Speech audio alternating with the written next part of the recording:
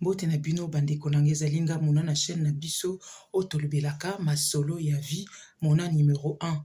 Boka lisolo epesi nga pasi epesi mawa. Mokili eza pe na ba réalité nango. Apparemment, il y a un homme qui est amoureux mais de sa copine, mais cette dernière n'est point du tout amoureuse d'elle. Apparemment, cette dernière l'a même bloqué. Boka lisolo s'il vous plaît bandeko nanga. Ndeka mobali abenga lobi mona nazali penza na lela copine nanga. Donc ye alectrisanga. Abi excusez nga mona par respect moi si mais basi nyonso bandenge mon côté. Basi msusu soko ozana yete ozana paradis. Oza penza dans esika vraiment na ba 7e ciel. Azo yipsanga bon.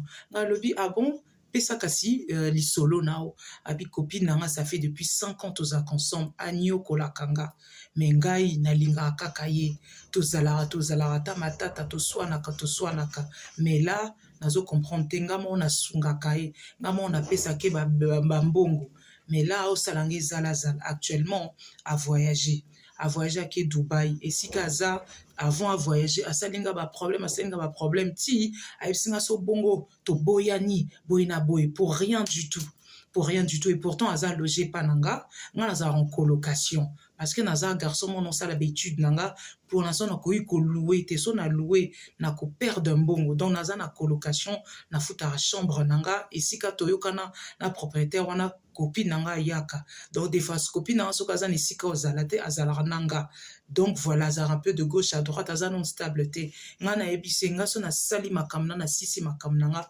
na lingi to balana formation nanga ezo sala ngo pesa nga makambe pesa nga et tout pour l'instant na ko louer ndako te so na louer ndako na formation na futa na ba makamna nga de côté na ozala penja serré colocation naza ezo permettre nga vraiment on a vivre bien na songa peyo tant nous salaire nanga tant nous embauche nanga ko permettre nga na zoanda ko makambo nyonso et tout pour l'instant to vivre non nous ye fille yango des fois ke azai pas garçon go des fois zongi ye pas zarapé na coin na ye na ba colocation na ye pe donc baza un peu situation un peu ndenge moko mais sauf que l'homme aza un peu na avance parce qu'aza déjà presque na ba promesse d'embauche aza vraiment na makambo nyonso ezo kende bien ezo fungama bien mais sauf que là ayebisinga muna nazara non penza na mukanda non noté donc nazo zela makambo nanga ezala bien autant car na zui yango naza tranquille mais ye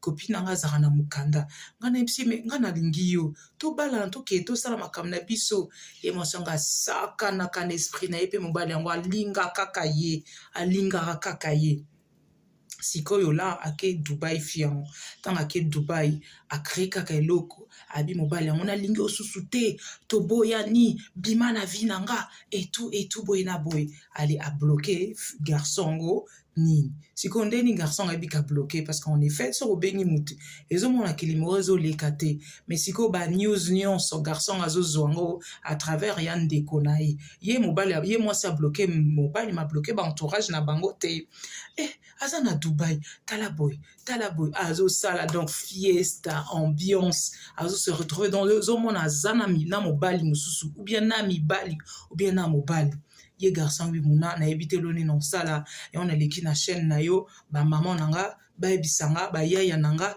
ba ndeko mibali ba ebisanga que dois-je faire en tout cas bo limbisanga vraiment avec tout le respect que moi je dois à mibali ngana moni garçon na ebise papa ataku bazaka yuma bongo ta wa mobali o baloba bayaya deni moi ça saka en esprit na yo et puis ozoloba que a électriser yo ba moi ça zakaka moi si soko ozui été retrouver pe mususa ko électrifier yo kubia ko électriser yo comme on dit elle va t'électriser quoi je comprends pas ce phénomène ou ce délire là le mec il est malade mais il est amoureux mais de ouf on dirait azolela na téléphone on a évité a ebisinga depuis akenda ki tozaki mi-juin là toi na juillet na ebi ozonga nini na ebi ozonga mukolo nini te azo sakananga azo troublenga mutu na komi bien te mikolo kutu nazo lia bien te lobi kutu na lia kite ana ebisi ndeko kendo sala fufu na oto keso makwanga na oto ntaba na o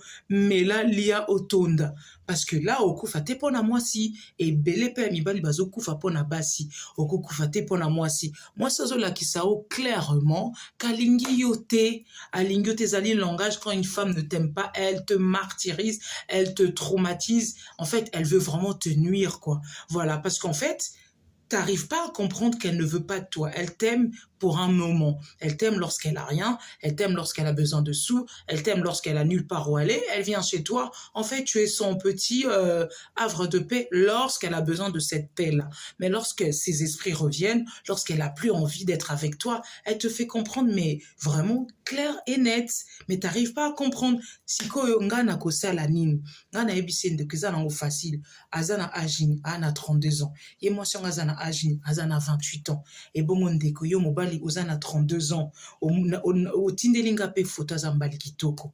Et bongo, mobali kitoko, 32 ans. Ozana makambu na yo, ozana ba projet na yo. Oko chango kaka en ruine, pona mwasi on pe ake Dubaï. Mwasi on pe azana ba projet na ye, ake na ba ambiance na ye. Alobi na ye bien. Ba résultat, ba preuve, ezo monana. Hein? Même Kofi alobi l'amour existera kaka na ba preuve. Ba preuve yo zo pesa, ezo monana kolingi mwasi ba preuve azo pesa au retour, ezali un peu catastrophe. Donc te ndeko nanga tozala boye te biso nyonso toza na motema tolinga me moto azoniokola yo kondi matin oza na makila ye pa aza na makila okendaka toilette ye pa akendaka toilette okaka nzala ye pa okaka nzala oza na zolo ye pa aza na zolo aza être suprême eza kaka nzambe puis ba ange oyo nzambe atindaka ba armée ba ange Michael bakebundela biso bitumba moza kaka mutu mpona nini mutu akoniokola boye mpona au nom de l'amour non ndeko nanga mobali napesi sujet na toile bandeko nanga bayaya botalela biso likambo oyo ngai mpo na nga garçon ngo eza un peu kozala zoba mwasi bolimbisa nga ngai mpenza non moto azolakisa nga vraiment clair et net nalingi na nga te na bloke yo nake na mboka mosusu naosala bavie na nga naosala baplaisir na nga vie yo ozoexiste te ebongo yo ozocontinue kaka kolinga ye non. Non, je suis désolée. Même Yesu a panzaki table, hein. Parce qu'azaki kutu Yesu sur terre, aza Yesu, aza mobik ici. Mais pour Anita Lingay, a panzaki table. Parce que ça veut dire que quand c'est trop, c'est trop. Muto lingi ye, mutazo lingote tika na yoko yoko souffrir. Basi papa bazé belé na Île-de-France, basi bazé belé na mboka. Soko zoko kakuzwa moi cité papa.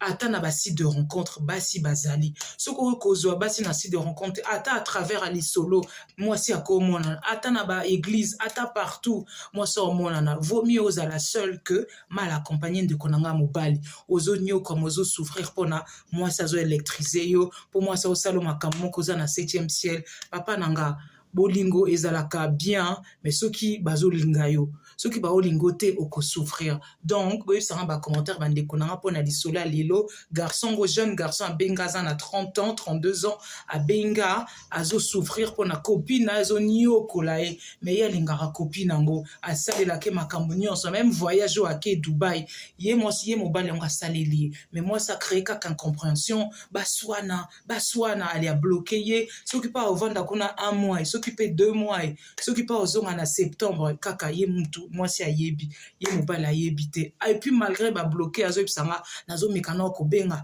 nameka na numéro boye nabeka boye te nake na bareseau sociaux abloke nga abloke partout engolobaka alingi yo te ndeko tika nzela wana laisse tomber banzela wana tika boyebisanga na bacommentaire qu'est-ce que vous en pensez bandeko nanga bapapa nanga bamama nanga awa eza chaîne tolobelaka masolo ya vie so mpe bwana masolo opesa bocontacte nga en privé na opesa mpe toile na opesa mpe na toile ndenge na opesa ya ndeko ya frère abengi biso abengi nga aza na besoin ya bacommentaire na biso na bino je vous dis à bientôt.